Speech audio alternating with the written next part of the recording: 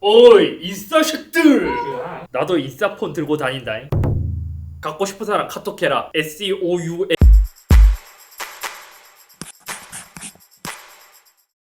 안녕하세요, 이스비입니다. 근래 갤럭시 중 가장 인기도 좋고 화제성도 좋은,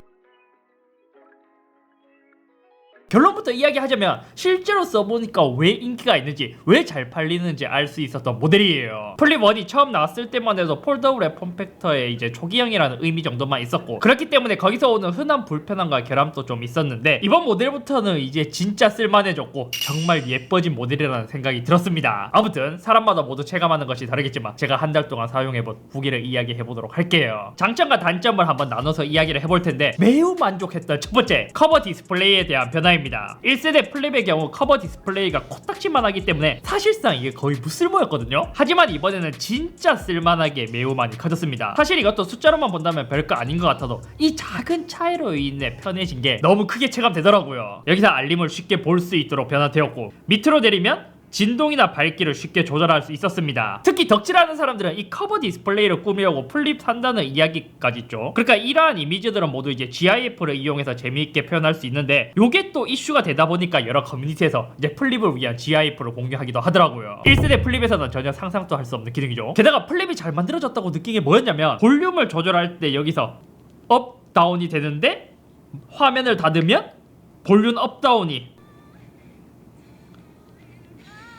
닫았을 때는 볼륨 조절 버튼이 반대로 바뀌어버리는 이러한 세세한 디테일도 굉장히 좋다고 느꼈습니다. 대신 개선이 좀 필요하다고 느껴지는 부분도 있더라고요. 예를 들어 이렇게 터치를 하면 그가 시계 화면이 나오게 되고, 좌우로 쓸어서 제스처를 사용할 수 있는데, 이렇게 오른쪽으로 제스처를 쓰는 것은 괜찮은데 왼쪽에서 알람을 봤을 때 이렇게 누르고 나서, 우리가 안드로이드 10에서 들어갔던 제스처가 좀 익숙하잖아요. 특히 아이폰을 쓰더라도 이러한 제스처가 좀 많이 익숙한데, 이렇게 들어갔을 때 이렇게 하면 뒤로 나와야 할 것 같지만 여기서는 또 제스처가 아니라 이렇게 위쪽에서 뒤로 가기를 누르고, 또 여기서는 반대로, 다른 것보다 알림을 보고 뒤로 갈 때가 조금 불편했어요. 그리고 왼쪽은 알림, 오른쪽으로 가면 여러가지 위젯을 사용할 수 있는데, 실제로 저는 오른쪽의 위젯을 그렇게 많이 사용하진 않았습니다. 물론 돌아다니면서 음악을 들을 때는 좀 많이 사용했는데, 나머지는 이렇게 있는 것을 사용하려면, 이런 거는 뭐 지금 바로 시작할 수 있지만, 뭐 날씨나 이제 몇몇 앱들은 이렇게 누르면 항상 핸드폰을 열어서 확인하라는 문구가 뜨기 때문에 이러한 위젯들은 그냥 열어서 확인하는 게 더 편하더랄까요. 위젯도 여기서 추가할 수 있는데, 실제로 위젯이 지금은 그렇게 많지 않기 때문에 더 유용한 위젯들이 많이 추가되면 좋을 것 같았습니다. 게다가 카카오톡이나 문자도 이게 내용보다 닉네임이나 이미지가 더 크게 뜨다 보니까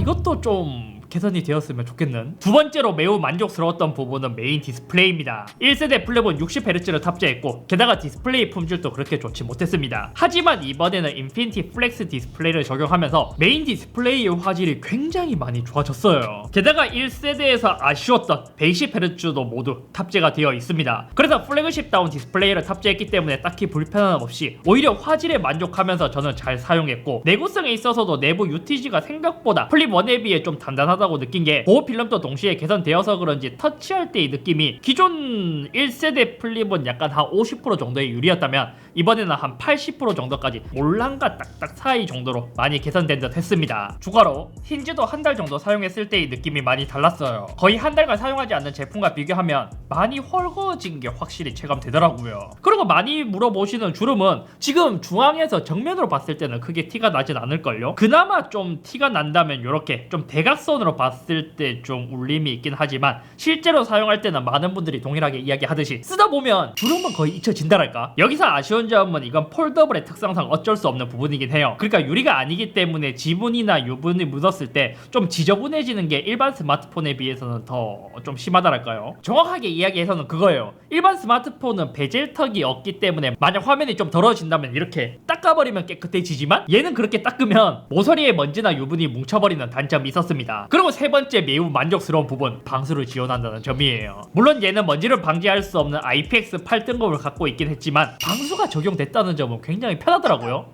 아니 갑자기 삼성 리뷰하는데 LG 광고가. 아무튼 제가 작년에 폴드2를 쓰면서 다른 스마트폰으로 갈아탄 이유가 이 방수를 지원하지 않는다는 점도 꽤 컸어요. 이것도 쉽게 해결될 수 있는 문제는 아니죠. 왜냐면 힌지가 있기 때문에 여기 사이로 들어가는 물을 어떻게 방수를 할 것이냐에 대한 문제인데, 삼성은 이것을 비교적 굉장히 빠르게 해결을 했습니다. 그래서 저도 매일 아침 샤워할 때 얘로 음악을 틀거나 유튜브를 보면서 쓰고 있고, 그렇기 때문에 여기서 오는 만족감이 굉장히 컸습니다. 그리고 네 번째로 만족스러웠던 부분, 바로 스피커가 개선된 부분이죠. 갤럭시 S21 시리즈는 수화부 스피커가 중앙이 아닌 오른쪽에 모듈이 있기 때문에 전화를 할 때도 이렇게 통화를 하는 게 아니라 약간 옆으로 해야 소리가 잘 들렸거든요. 하지만 얘는 물리적으로 수화부 스피커가 위쪽에 구멍이 뚫려 있기 때문에, 그러니까 통화 퀄리티라기보다 통화를 할 때 좀 또렷하게 더 들리는, 위치를 정확하게 맞추지 않더라도 중앙에 대면 통화를 이제 잘 할 수 있다는 장점이 있었고, 특히 1세대 플립은 모노 스피커라서 한쪽에서만 소리가 나왔지만 이제는 양쪽으로 소리가 나오는 스테레오 스피커이기 때문에 컨텐츠를 즐기기에도 굉장히 좋았습니다. 단 여기서도 조금 이상한 부분이 있었습니다. 수화부 스피커는 위쪽으로 뚫려 있기 때문에 소리가 이렇게 나오지만 오른쪽에 있는 하단 스피커는 오른쪽으로 나오다 보니까 이게 서로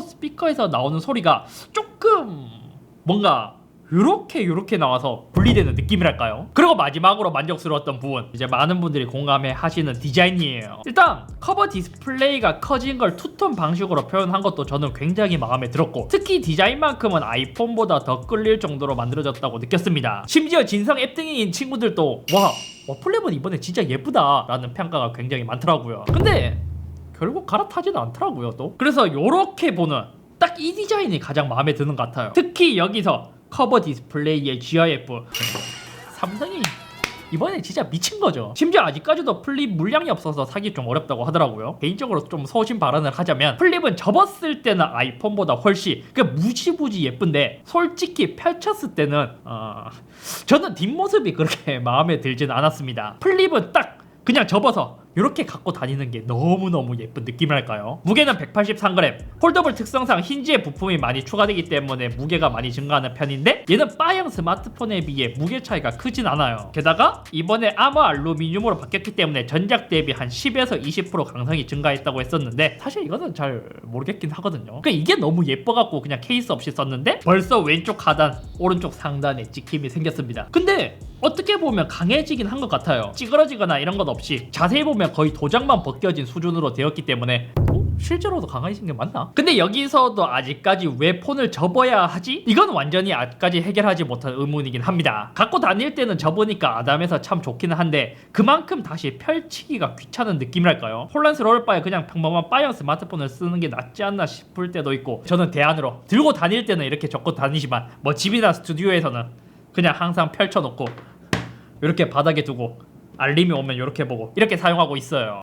근데 확실히 접는 거에 대한 장점이 있는 부분, 집에서 샤워할 때 영상을 많이 본다고 했잖아요. 이렇게 해서 그냥 올려두고 유튜브를 보거나 아니면 사진을 이렇게 친구들끼리 아니면 혼자서 셀카를 찍더라도 보통 이렇게 이제 바닥에 두고 이렇게 찍어야 하는데, 얘는 그냥 접어버려서 이렇게 찍을 수 있다는 점은 굉장히 편리했습니다. 게다가 재밌던 에피소드 중 하나는, 이제 닫아서 삼성페이를 결제하면 보통 이렇게 핸드폰을 건넸을 때 반은 요것을 제대로 찍고 반은 뒤집어서 찍는 경우가 있어서 뒤집어서 찍어야 돼요 이렇게 말하는 경우가 종종 있었어요. 여기까지가 제가 사용했을 때의 장점이고, 이제 제가 느꼈던 최대 단점에 대해서 이야기를 하자면, 첫 번째는 배터리와 충전 속도입니다. 이거는 아마 플립3를 쓰시는 분들이 많이 공감을 하겠지만 배터리가 아주 살살 녹습니다. 솔직히 저는 이거는 진짜 욕하고 싶어요. 요즘 스마트폰 배터리가 이 정도로 짧게 가나? 심지어 1세대와 동일한 배터리 용량에 120Hz까지 탑재가 되면서 진짜 배터리가 미칠듯이 녹더라고요. 게다가 저는 5G를 안 쓰고 LTE를 써서 이 정도이지, 만약 여기서 5까지 쓰시는 분들이라면 배터리가 훨씬 더 빨리 녹을걸요? 이게 어느 정도냐면, 제가 원래 아이폰을 쓸 때 하루에 한 번 충전을 잘 안 했거든요.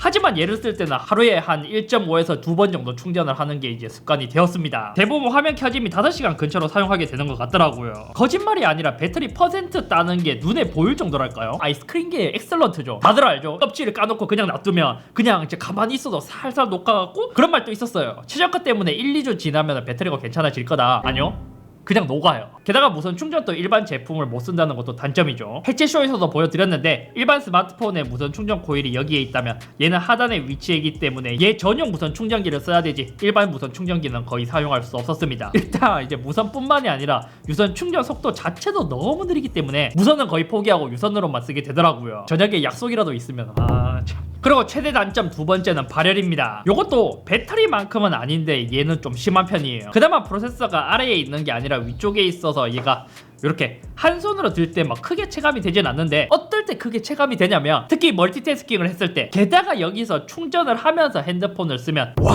이때는 발열이 심한 게 엄청 크게 체감을 할 수 있었습니다. 재밌는 건 위쪽은 뜨거운데 하단에는 비교적 많이 시원하다랄까. 목욕탕에서 온탕에 들어갔을 때 위쪽은 차갑고 위쪽은 뜨거운 마치 그런 느낌? 그래서 제가 얘 카메라로 업섭 채널에 올라갈 영상을 좀 찍어봤거든요. 과열 방지를 위해 4K 60프레임 동영상을 5분 이상 녹화하지 마세요 라는 문구가 뜨더라고요. 그리고 나머지는 크리티컬한 단점은 아니었는데 소소한 단점들이 몇 가지가 있었습니다. 다른 플래그십 스마트폰에 비해 망원 카메라가 없는 것은 그렇게 큰 단점은 아니었어요. 왜냐면 일반 사용자들은 그냥 디지털 줌을 하면 되니까 그렇게 막 엄청 큰 단점이라고 여겨지진 않았거든요. 근데 확실히 초광각이나 광각 카메라는 갤럭시 S20보다 훨씬 낮은 카메라 스펙을 갖고 있기 때문에 뭔가 거기서 오는 쨍한 듯한 느낌은 없었습니다. 그나마 프로세서의 차이 때문에 색감은 오히려 전작 플래그십 대비 더 좋다고 느껴진 부분들도 몇 가지 있더라고요. 근데 또 여기서 또 재밌는 점이 있었습니다. 이렇게 카메라 앱을 열고 사진을 찍을 때 요때는 화질이 그렇게 좋아 보이진 않거든요. 하지만 막상 갤러리에 들어가서 이 결과물을 보면 후보정 때문인지 여기서는 그나마 괜찮게 볼만했어요. 그러니까 찍을 때는 뭔가 와 이게 좀 화질이 구리다 라는 느낌인데 찍고 나서 보면 괜찮네 라는 느낌. 그리고 블루투스에 대한 연결성도 조금 이상하긴 했습니다. 예를 들어 이어폰이나 차에 블루투스를 연결해서 음악을 듣고 있을 때 이때 화면을 닫으면 한 1초 정도 잠시 이제 끊겼다가 다시 들리는 듯한 현상이 있었고 또 얘는 울트라 와이드 밴드가 탑재되지 않았습니다. 이게 큰 단점은 아닐 수도 있는데 원가 절감인 부분이죠. 최근 제네시스 GV60부터 울트라 와이드 밴드로 갤럭시도 디지털 키를 이용해서 사용이 가능하다고 하는데 플립3를 쓴다면 그 기능을 사용할 수 없어요. 게다가 해체쇼에서도 이야기를 했지만 저렴한 진동 모터가 들어가 있기 때문에 진동 느낌이 싸구려라는 것. 그리고 의외로 베젤에 턱이 있기 때문에 여러가지 제스처를 쓰기에 불편한 점이 있었습니다. 이렇게 끝쪽에 다가가게 된다면 엄지에 있는 안쪽에 살이 먼저 닿기 때문에 이렇게 제스처가 안 되는 현상, 이렇게 이제 완전 띄우고 하면 제스처가 이렇게 되잖아요.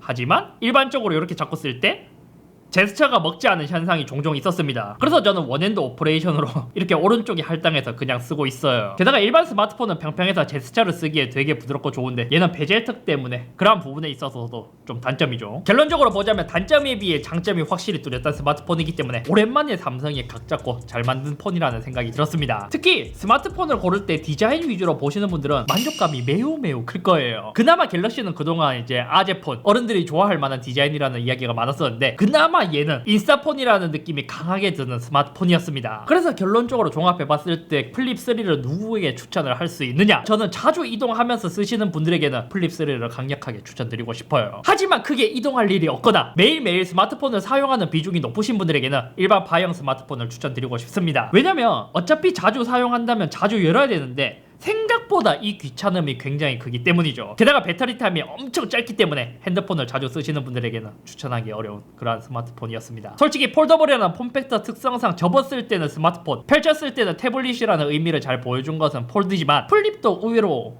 나쁘지 않더랄까요? 앞으로의 플립은 어느 정도 발전할지 그것도 기대되는 부분입니다. 아무튼 오늘은 여기까지며 이번 플립3는 잘 만들기는 진짜 잘 만들었어요. 하지만 무턱대고 접었을 때 예쁜 것만 보고 사기에는 여러가지 단점들도 있기 때문에 자기의 사용 패턴에 맞춰서 신중히 구매하시는 것을 추천드릴게요. 근데 폴드에 해결해야 될 숙제랑 플립이 해결해야 될 숙제가 같은 폴더블인데 완전 다르지 않나요? 폴드는 지금 가장 우선시 해야 될 게 무게를 줄이는 일이고 플립은 발열과 배터리, 숙제가 다르네.